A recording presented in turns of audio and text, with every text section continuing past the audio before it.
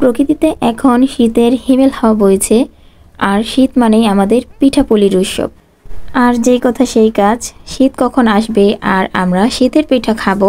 শীতের মৌসুম আসলেই কিন্তু ভারী রকমের শীতের পিঠা খাওয়া শুরু হয়ে যায়। তো আজকে আমরা দুধ পুলি পিঠা তৈরি করব। তো প্রথমেই কিন্তু নারিকেল আর খেজুরের গুড় পুট তৈরি করা হয়েছে, আর এই যে এখানে চালের গুঁড়ি কিন্তু সিদ্ধ করে নেওয়া হচ্ছে। তো ফাইনালি অনেক সুন্দর করে চালের গুঁড়ি সিদ্ধ করা হয়েছে। আর এখানে 2 কেজি পরিমাণের দুধ নেওয়া হয়েছে। তো অলরেডি আমার ছেলে 1 প্যাকেট নিয়ে খেয়ে ফেলেছে।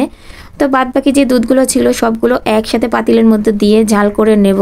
বড় একটা রুটি বানিয়ে তারপর ছোট ছোট করে লেচি কেটে নিচ্ছে রুটির। তারপরে এই যে পুরটা দিয়ে আস্তে আস্তে করে হাত দিয়ে চেপে চেপে ছোট ছোট করে সব কয়টা পুলি পিঠা একসাথে বানিয়ে নিলাম। আর এখন দুধের শিরার মধ্যেই দিয়ে দেব।